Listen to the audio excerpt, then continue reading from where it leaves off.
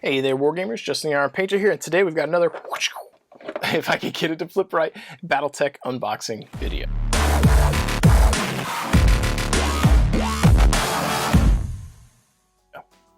Today we're going to be going over the Innersphere Direct Fire Lance, and I'm pretty excited about this one because it's got some big chunky mechs in here that I want.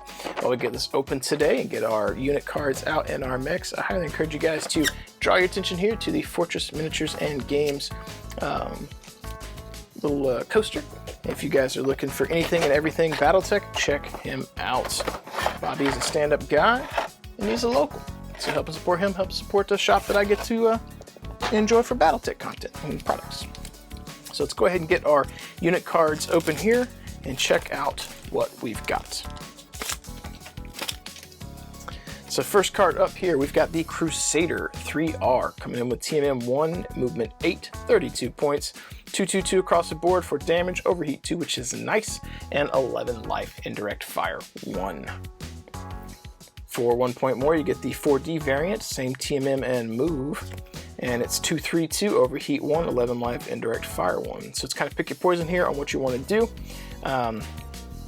For 1 point of difference, not a huge difference, so it kind of comes down to what your point totals are. Granted, your medium range is 1 higher on this one, and you have overheat 1, but this one has overheat 2, so you can kind of save the point and then overheat if necessary. I suppose the main difference is with overheat 2 at short range, you could pump that up to a 4, whereas his short range can only pump it up to a 3. But the medium range, which is where you're most likely to be fighting, he's also got the 4, and you would consistently not have to overheat at 2 to get there. So it kind of comes down to personal preference. For the Crusader pilot cards, and if you guys want to read the text on this, just pause the video. We've got Hidmaro Ui, it's not a Q, it's a Ui, Shasa House Karita. And they've got Charlotte Chan, Sub-Commander Keeper of the Garden Gate from House Lau. And for the model here, for the Crusader, this fella here. I don't know what vibe I'm getting from this, but it reminds me of something, maybe kind of Pacific Rim, maybe. I dig that detail here. That's pretty cool. This one's really nice and crisp on a lot of these details. I think he's gonna take a dry brush really nice as well. That's a cool mech. I wish there was something here on his chest. I don't think they've got anything in the pictures, but I do feel like this is a missed area to do some rivets or something. And maybe the design originally didn't have that, and that's why it's not here, but I do feel like that area was a little flat. You know what? Maybe it's a good area to put a decal. There you go. All right, next up, and one of the mechs I'm excited for from this box, the Orion K. Coming in at 39 points, TMM 1, movement 8, 331 for damage, overheat value 1. This guy's got 14 life, indirect fire 1. For 3 points less, you get the M variant, TMM 1, movement 8, 342 for damage, and this one's got 10 life. It's also got Case, Flak, Indirect Fire 1, LRM 111, and Narc. So I kind of like the K variant for the little extra staying power with the life. You do lose some of the damage, but you have overheat to compensate. So I kind of, it's probably a trend you guys are probably noticing. I like staying power. I want to keep my models on the table. And if you're playing Innersphere versus clans, you're going to be taking a bunch of damage, so mech staying alive is important. MJ Wang, got Rank Commander House Lau. And then we've got Jimmy J-Hawk Lee, Colonel House Merrick. I like that paint scheme, pretty cool. And for the Orion model, which I like the asymmetry of it, the big cannon, the small lasers or cannons, whatever they are, the offset LRM, the cockpit area, the overall shape. It's a very interesting mech. And if I recall from the fluff, isn't this what Kerensky himself, was Alexander Kerensky, piloted when he left on the Exodus with Star League? What, didn't he have an Orion? I think he did. Someone in the comments below, let me know. I'm pretty sure there's a Kerensky variant that he piloted. Is there actually a K variant in here? Yeah, is that what the K stood for? Kerensky? I don't know. Somebody in the comments let me know, but I really like the Orion. And probably a fan favorite coming up here, the next card line is the Marauder 2 5A. coming in with Team M1 6 jump jets, which is pretty awesome. 43 points, 333 across the board with overheat. So in the same category as like what a awesome brings to the table from a Game of Honor combat, albeit with overheat. This one's got what's that? 4, 8, 12, 16 life, I think, and flak 1. And then for 4 points more, we got the 4A variant, Team M1 6 jump, 342 for damage versus 333. So you sacrifice 1 long range for a higher medium range, which is not bad, considering medium range is your primarily what you're going to be firing with. Special energy, so sacrifice flag for energy. And then this one's got 18 life. That's, yeah, that one, that variant right there, that's a tanky Marauder. I'll take that all day. For the pilot, we've got Susan Barber, Major Mercenaries from Barber's Marauder. And then we've got Diego Fernandez, and Mech Warrior Mercenary Wolf's Dragoons. We've got another Dragoon. That Marauder 2 I don't have to get these pilot cards. Anything that's like a Wolf's Dragoon, I'm probably going to part out and set aside for my Wolf's Dragoons. Not that I might not even use the pilot cards, but you know, just to have it painted over there.